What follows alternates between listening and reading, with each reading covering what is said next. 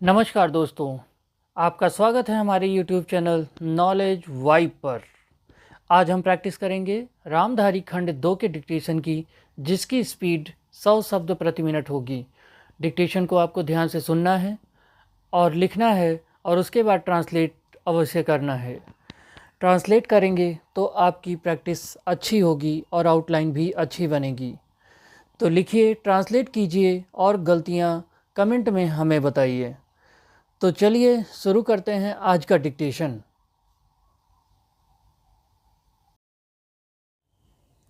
Ready, start.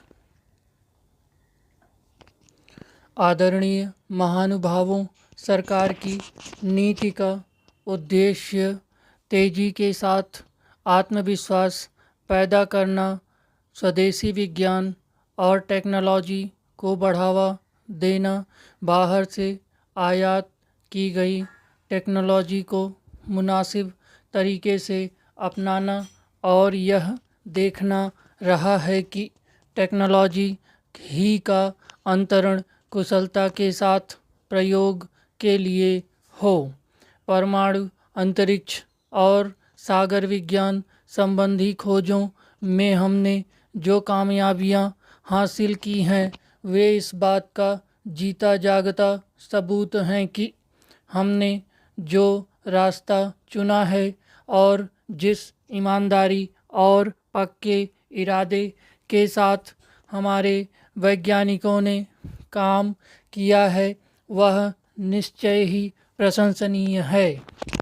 पृथ्वी के चारों ओर चक्कर लगाता हुआ इनसेट 1B और बर्फ से ढके महाद्वीप पर हमारा तीसरा दक्षिणी ध्रुव अभियान और महासागर की असीम गहराइयों में खोज करने वाला सागर कन्या समुद्री जहाज हमारी वे सफलताएं हैं जिन पर हम सब गर्व कर सकते हैं और उनसे प्रेरणा ले सकते हैं। कृषि के क्षेत्र में भारत ने भारी प्रगति की है। उम्मीद है कि इस वर्ष में हमारी खरीफ और रबी की फसलों की पैदावार पिछले सभी वर्षों से बढ़कर हो जाएगी। औद्योगिक क्षेत्र में हमारा एक ठोस बुनियादी ढांचा तैयार हो गया है, जिसकी सहायता से हमने औद्योगिक क्षेत्र में भी भारी प्रगति की है।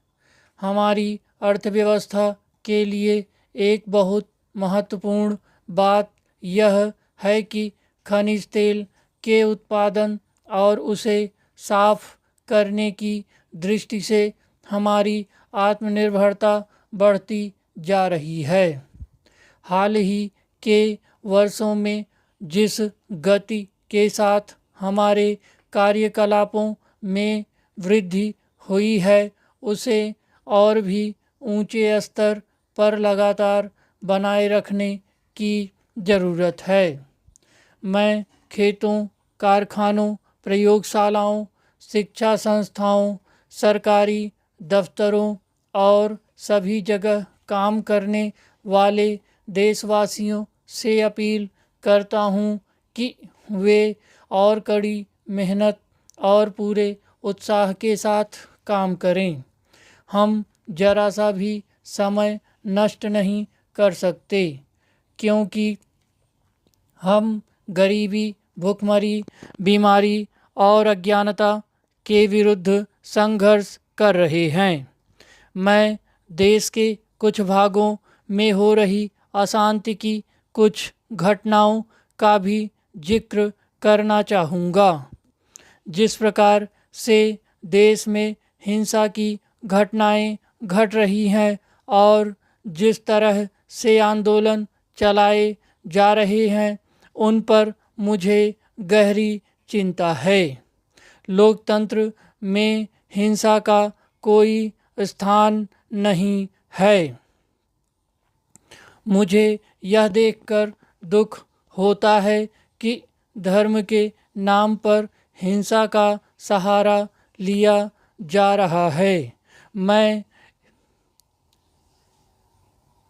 फिर इस बात को दोहराना चाहता हूँ कि दुनिया में कोई भी ऐसा मामला नहीं होता जो शांतिपूर्वक बातचीत के जरिए न सुलझाया जा सके। दूसरे धार्मिक विश्वासों के प्रति आदर और दूसरे लोगों के प्रति सहनशीलता हमारी प्राचीन परंपराएं रही हैं। देश के दूर दराज के इलाकों की अपनी यात्रा के दौरान मुझे लोगों के जीवन में भाईचारे और प्रेम भावना के दर्शन हुए हैं।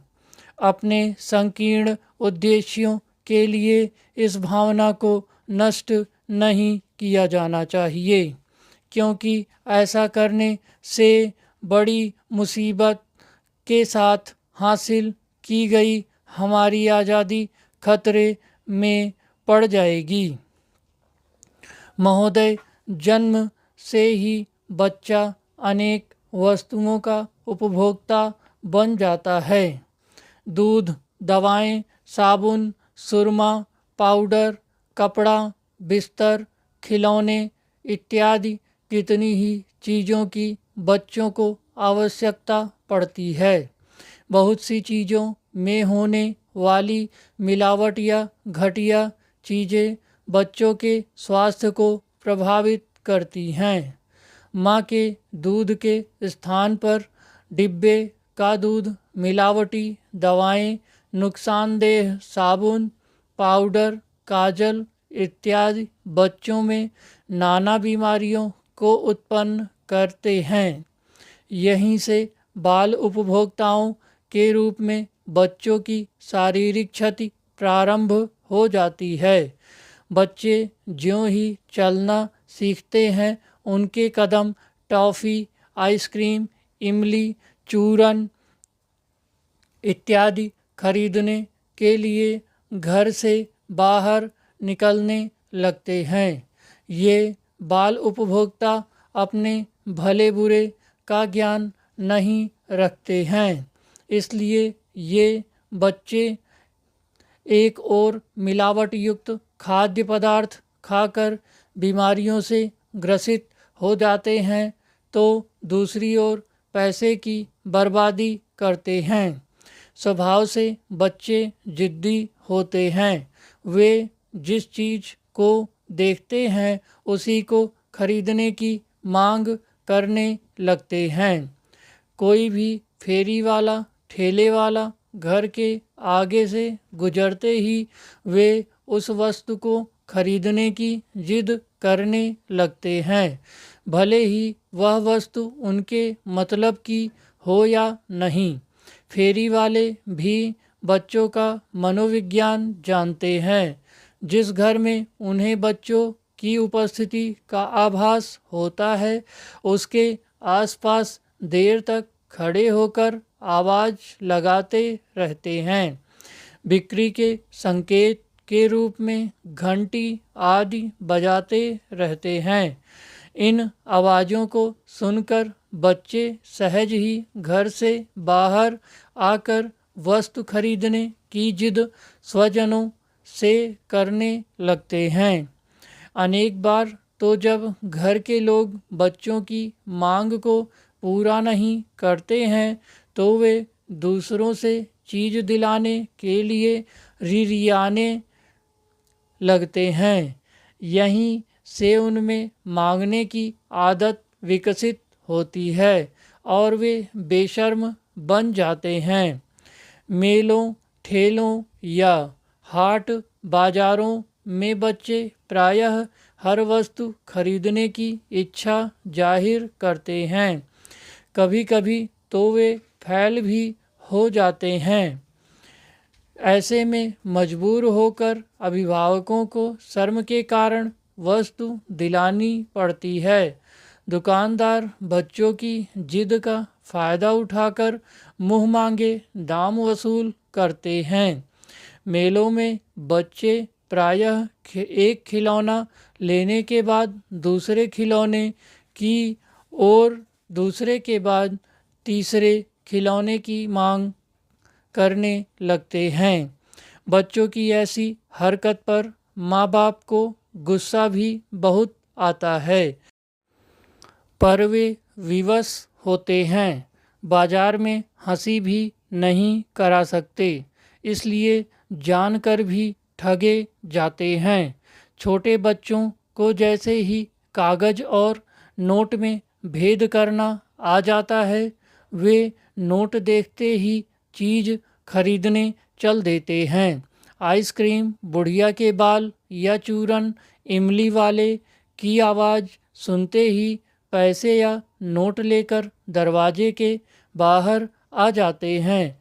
उन्हें न तो यह ज्ञान होता है कि यह 5-10 पैसे का सिक्का है और न ही वे जानते हैं कि नोट कितने का है।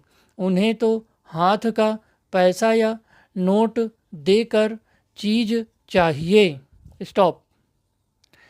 धन्यवाद। आप लोग इसको ट्रांसलेट कीजिए और गलतियाँ ज़रूर हमें बताइए। Thank you.